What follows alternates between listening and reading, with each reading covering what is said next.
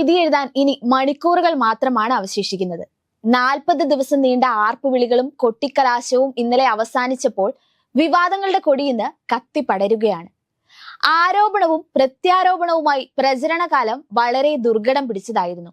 അതിൽ നിന്ന് ഒട്ടും മോശം വരാത്ത രീതിയിൽ ഇന്ന് എരുതിയിൽ എണ്ണയൊഴിച്ചിട്ടുമുണ്ട്.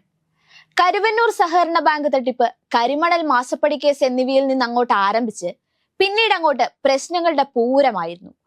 ആരോപണങ്ങളുടെ ഗതിവിഗതികളെല്ലാം മാറ്റിക്കൊണ്ട് പൂരത്തിന് വരെ പ്രശ്നം. പത്തനംതിട്ടയിലെ BJP സ്ഥാനാർത്ഥിക്കെതിരെ വിവാദ ദല്ലാൽ നടത്തിയ അഴിമതി ആരോപണമാണ് രാഷ്ട്രീയത്തിനപ്പുറം വിവാദമായെത്തിയ ആരോപണം.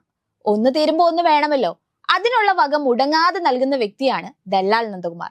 ആരെയും വെറുതെ വിടാറില്ല. എല്ലാവർക്കുമുള്ളത് ആളുടെ അടുത്ത് ഭദ്രമാണ്. സമയത്തിനനുസരിച്ച് പുറത്തെടുക്കുന്നതാണ് അദ്ദേഹത്തിന്റെ ശൈലിയും.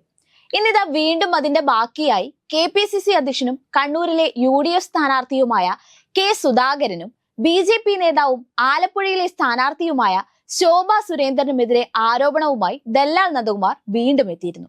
KPCC പ്രസിഡന്റ് ആയിരുന്നില്ലെങ്കിൽ സുധാകരൻ BJP സംസ്ഥാന അധ്യക്ഷനാകുമായിരുന്നുവെന്നാണ് നന്ദകുമാർ ഇത്തവണ എടുത്തിട്ട വിഷയം. സുധാകരൻ BJPയുടെ ചൂണ്ടയിൽ വീണതായിരുന്നു. KPCC അധ്യക്ഷ സ്ഥാനം കിട്ടിയതോടെയാണ് അദ്ദേഹം ചാടിപ്പോയത്.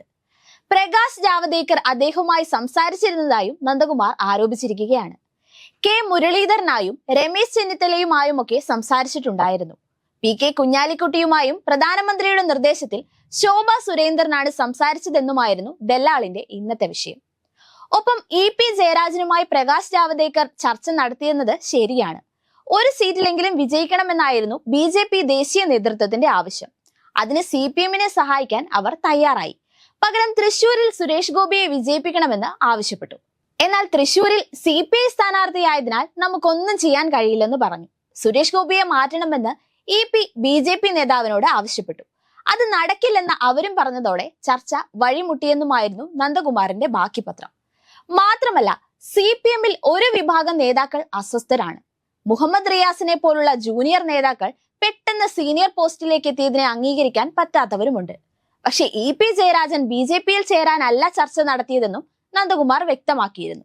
ഇതൊക്കെയായിരുന്നു നന്ദകുമാറിന്റെ ഇന്നത്തെ വിഷയം. ഇലക്ഷന് തലേന്ന് ഇത്രയൊക്കെ പോരെ? ശുഭം സുന്ദരം.